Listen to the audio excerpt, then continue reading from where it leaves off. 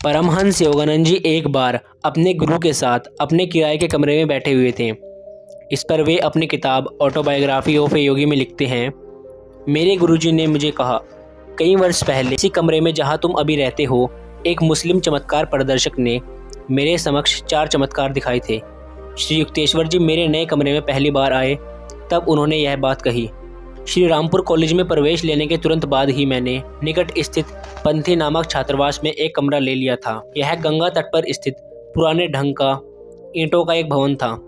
यह एक ऐसा संयोग है गुरुदेव, क्या ये नव श्रृंगारित दीवारें स्मृतियों को भी छिपाए हुए हैं। अपने सीधे साधे तरीके से सजाए गए कमरे में मैंने नए कौतूहल के साथ दृष्टि दौड़ाई। यह एक लंबी कहानी है। मेरे गुरुदेव पूर्व स्मृतियों को ताज़ा करते हुए मुस्कुराए। उस फकीर का नाम अफजल खान था। एक हिंदू योगी के साथ अनायास भेंट हो जाने के फलस्वरूप उसे असाधारण शक्तियाँ प्राप्त हो गई थी। बेटा, मुझे प्यास लगी है, थोड़ा पानी ला दो। अफजल के बचपन में पूर्वी बंगाल में एक छोटे से गांव में एक दिन एक दूसरे सन्यासी ने याचना की, बाबा जी, मैं तो मुसलमान हूँ, आप हिंदू होकर मेरे हाथ का पानी कैसे पिएंगे। मैं तुम्हारी सत्यशीलता से प्रसन्न हूँ बेटा। मैं जाति भेदभाव और छुआछूत के अधर्मपूर्ण नियमों का पालन नहीं करता। जाओ जल्दी से पानी लेकर आओ। अफजल की श्रद्धापूर्ण आज्ञाकारिता से प्रसन्न होकर सन्यासी ने प्रेम भरी दृष्टि से उसकी ओर देखा। तुम्हारे पिछले जन्मों के कर्म बहुत अच्छे हैं, उसने विचारमग्न होकर कहा। मैं तुम्हें एक योग प्रक्रिया सिखा रहा हूँ जिसके द्वारा अदृश्य लोकों से तुम्हारा सत्ता स्थापित हो जाएगी। उससे तुम्हें जो महान शक्तियाँ प्राप्त होगी उसका उपयोग केवल अच्छे उद्देश्यों के लिए करना, स्वार्थ के लिए उन्हें कभी प्रयुक्त मत करना। परंतु अफसोस, मैं देख रहा हूँ कि पूर्व जन्मों की विध्वंसक प्रवृत्तियाँ के कुछ बीज अभी भी तुम्हारे मन में हैं। उन्हें अब नए बुरे कर्मों से सींचकर अंकुरित मत करना। तुम्हारे गतकर्म इस प्रकार उलझे हुए हैं कि तुम्हें अपने इस जीवन का उपयोग अपनी यौगिक उपलब्धियों को उच्चतम लोकों हितैषी लक्ष्यों को प्राप्त करने में ही लगाना चाहिए। विस्मयचकित बालक को एक जटिल प्रक्रिया समझा देने के बाद महात्मा अंतर्ध्यान हो गए। अफजल ने 20 वर्षों तक निष्ठापूर्ण उस यौगिक प्रक्रिया का अभ्यास किया। उसके चमत्कार कृत्य की ख्याति फैलने लगी। मालूम होता है उसके साथ सदैव एक अदृश्य आत्मा रहती थी जिसे वह हजरत कहकर पुकारा करता था। वह अदृश्य अस्तित्व अफजल खान की छोटी से छोटी इच्छा को भी पूर्ण करने में समर्थ था। अपने गुरु की चेतावनी को भूलकर अफजल ने अपनी शक्तियों का दुरुपयोग करना प्रारंभ कर दिया। जिस किसी वस्तु को भी वह एक बार उठाकर वापस रख देता, वह शीघ्र ही जैसे अदृश्य हो जाती कि फिर उसका अता पता लगाना संभव न होता। इस बात की व्यथाकारी संभावना सदा ही रहने के कारण साधारणतः किसी को भी उसका अपने घर या दुकान में आना जाना अच्छा नहीं लगता था। समय समय पर वह कोलकाता में जवाहरात की बड़ी बड़ी दुकानों में खरीदारी करने के बहाने पहुंच जाता। वहां जिस रत्न को भी वह छू लेता, वे रत्न उसकी दुकान से गायब हो जाते। अफजल प्राय सैकड़ों शिष्यों से घिरा रहता था। उसके भेद को जानने की आशा में सब उसके शिष्य बन गए थे। कभी कभी वह यात्रा में उन्हें अपने साथ ले जाता। रेलवे स्टेशन पर वह किसी न किसी प्रकार टिकटों की गड्डी को छू लेता। फिर इस गड्डी को वह कलर की और यह कहते हुए सरका देता कि मैंने इरादा बदल लिया है, अब मुझे टिकट नहीं चाहिए। परंतु जब वह अपने शिष्यों की मंडली के साथ ट्रेन में सवार हो जाता, तब सबके लिए आवश्यक टिकटें उसके पास होती। इन कारनामों का हाहाकार मच गया। बंगाल के जौहरी और टिकट बेचने वाले बाबू व्याकुल हो उठे। अफजल को पकड़ने की ताक में रहने वाले पुलिस वाले असहाय हो गए, क्योंकि उसे दोषी ठहराने की क्षमता रखने वाले प्रमाण को वह केवल यह कहकर अदृश्य कर देता, हजरत इसे हटा दो। श्री युक्तेश्वर जी उठकर मेरे कमरे के बाहर बालकनी में जाकर खड़े हो गए, जहाँ से गंगा का दृश्य दिखता था। अफजल के कुछ और विस्मयकारी कारनामों को सुनने की उत्कृष्टता से मैं उनके पीछे चला गया। यह पंथी भवन पहले मेरे एक मित्र का था। उसकी अफजल खान से पहचान हो गई थी और उसने उसे यहाँ बुला लिया। मेरे मित्र ने लगभग 20 पड़ोसियों को भी बुला लिया। उस समय मैं एक नवयुवक मात्र था और इस सर्वविदित फकीर के प्रति मेरे मन में रोचक जिज्ञासा जाग उठी थी। गुरुदेव हंस पड़े। कोई बहुमूल्य वस्तु न पहनने को सावधानी मैंने बरती थी। अफजल ने मुझे कुतूहलपूर्ण दृष्टि से देखा, फिर कहा, तुम्हारे हाथ बड़े मजबूत हैं। नीचे बगीचे में जाओ, एक चिकना सा पत्थर उठा लाओ और उस पर खड़िया से अपना नाम लिखो, फिर उसे गंगा में जितनी दूर हो सके फेंको। मैंने वैसा ही किया। जैसे ही पत्थर दूर गंगा की लहरों में डूब गया, वैसे ही अफजल ने मुझसे कहा, इस घर के साथ साथ बहने वाली गंगा के पानी को एक बर्तन में ले आओ। जब मैं पानी भरकर बर्तन में लाया, तब अफजल ने पुकारा, हजरत, उस पत्थर को बर्तन में डालो। तत्क्षणिक पत्थर वहाँ प्रकट हो गया। मैंने उसे बर्तन से निकाल कर देखा तो अपने नाम को उसके ऊपर यथावत पाया। उस कमरे में उपस्थित लोगों ने मेरा बाबू नाम का एक मित्र बैठा था, जिसने सोने की पुरानी भारी घड़ी और चैन पहन रखी थी। अफजल ने अमंगल सूचक सराहना के साथ उसकी जांच परख की। शीघ्र ही वे गायब हो गई।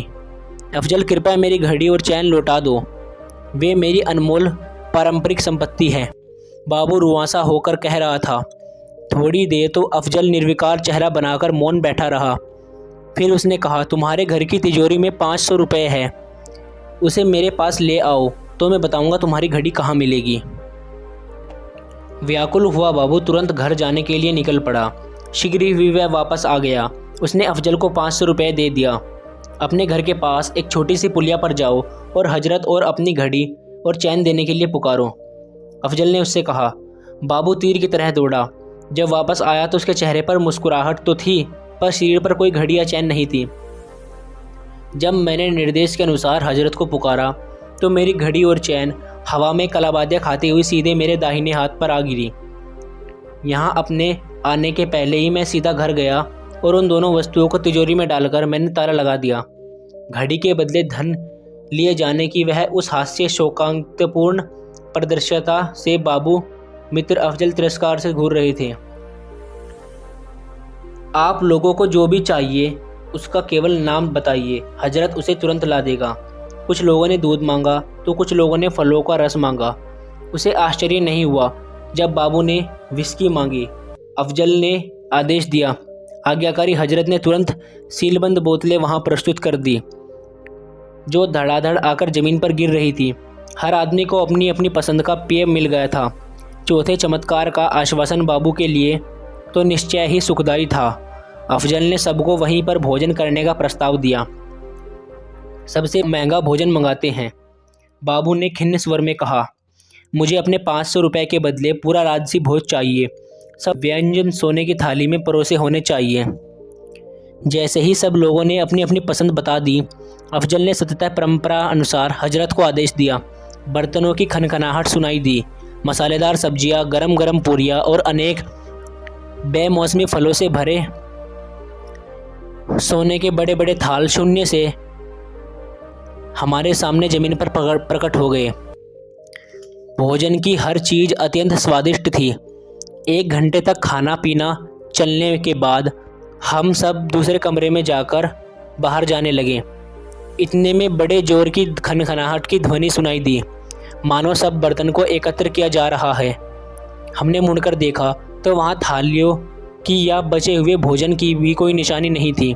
गुरुजी, मैं बीच में बोल पड़ा, यदि अफजल सोने की थालियाँ जैसी चीज़ें भी इतनी आसानी से प्राप्त कर सकता था तो उसे दूसरे की संपत्ति की लालसा क्यों थी? गुरुदेव ने आगे कहा, मैंने उस दिन के बाद अफजल को कभी नहीं देखा, परंतु कुछ वर्षों बाद बाबू एक दिन मेरे घर समाचार पत्र लेकर आया। अफजल की खुली स्वीकारोक्ति का विवरण दिखाने आया।